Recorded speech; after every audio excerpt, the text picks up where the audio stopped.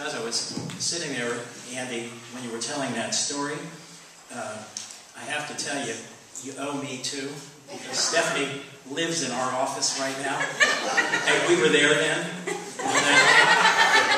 And Stephanie, by the way, that language is not appropriate.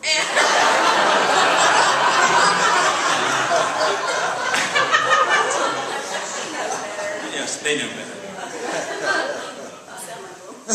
Yeah, not everyone. Not everybody knows. Well, a couple things.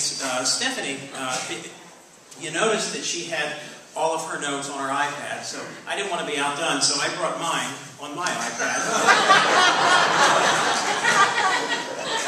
I wanted to make sure I was prepared tonight. I do have a Twitter and a Facebook. It's my son Billy, and so if you see me all over Twitter, all over Facebook, came from him. It came out of my mouth, but it came from his fingers. I did ask him, I was going to tell you what my hashtag and all of that stuff is, and he said, please don't embarrass yourself.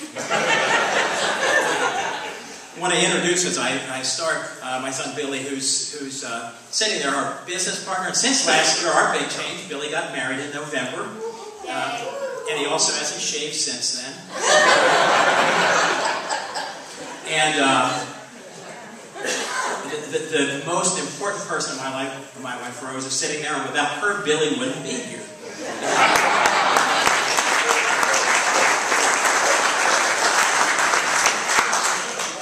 So I'm just going to share a few things quickly with you. I'm like you, Andy, where Stephanie doesn't want to ask, and I already had it on my calendar because I kind of assumed that that's the tradition. And I probably would be disappointed if I didn't get a chance to have a few minutes. I'd have been here anyway. Our belief at SOS Leadership in Belton is so strong, we moved our corporate offices from Austin to Belton in that little blue house that's right there. So exciting things to happen that'll come as a result of that. So just a couple of things. Goes with old age. By the way, they don't even let me speak at Young Professionals. I'm too old. They did let Billy once, but so I don't get to go to that. And we are, by the way, very excited about Apprentice Belton. That's going to be an amazing thing. I've watched the last couple of years as Billy's worked with Apprentice Austin in their launch and shared some of those ideas. And it really, for the student, as one of the students said at the graduation a couple of years ago, she said, it rocked my world. So that's what you're in for.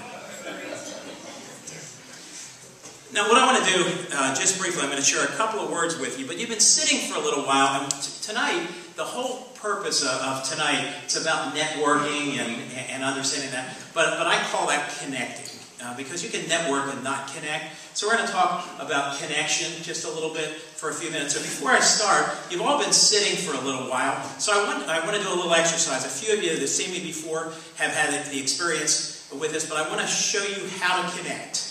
Okay, so what I want you to do, first, every Leadership Belton alumni, anybody here, please stand up. Okay.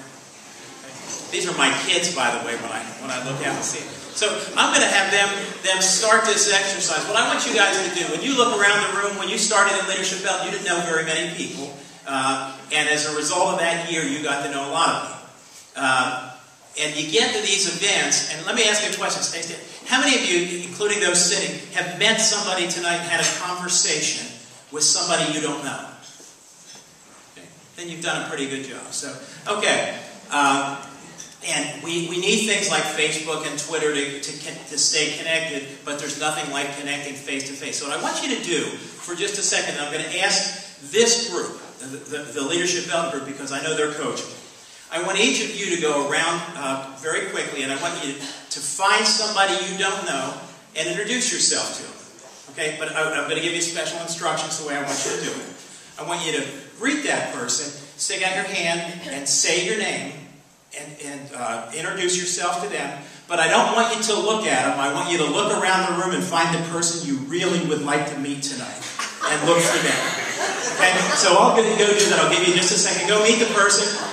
Don't look at them at all. Just introduce yourself, shake their hand, and then look for somebody else.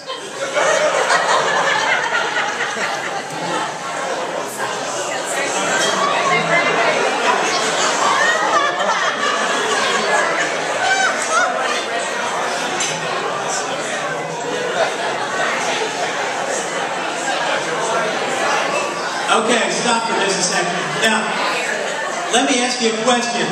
If you're on the receiving end of that, not much connection happened, did it?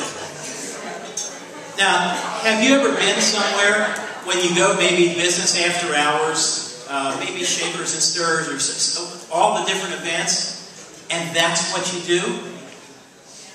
Somebody's standing right in front of you, you walk up, they come up and introduce, and while they're sharing their story, you're looking past for the person you'd like to meet that day, that night. That's not connecting, is it? So I'm going to teach you how to connect. So the same group, I want you to go meet maybe the same person you're with right now. I want you to take their hand, introduce yourself, and look at them like no one else in this room exists other than them. Okay.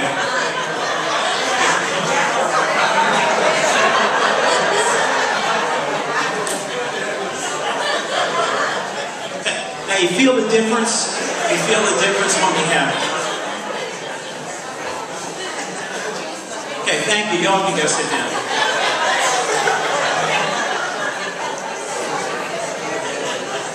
Okay. As we wrap that up, that's an important point because we have lots of friends. People ask me how many friends I have, and I say, I'm really blessed. I have about 3 or 4 really good ones, and maybe 20 other pretty good friends. And they say, I have 489 friends.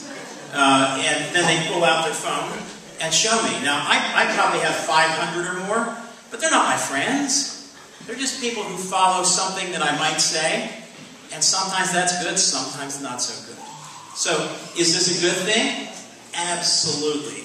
We can't, as we open tonight, we can't operate in business the way things are changing without information being right there at our fingertips, can we? And it's the greatest opportunity that we have.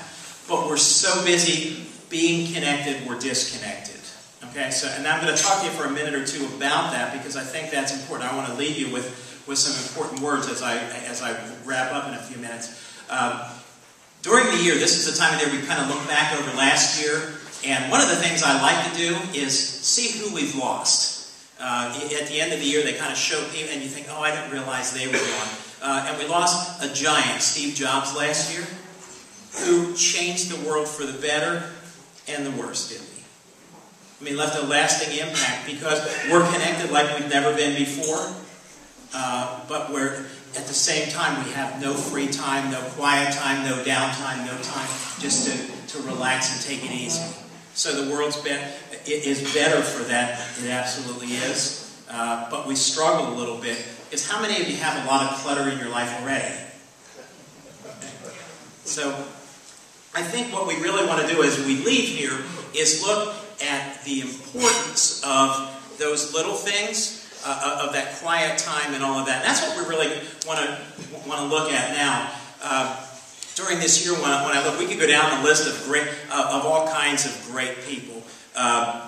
We lost in the music industry a giant, a personal favorite of mine, Clarence Clemens, who made music that just fed my soul.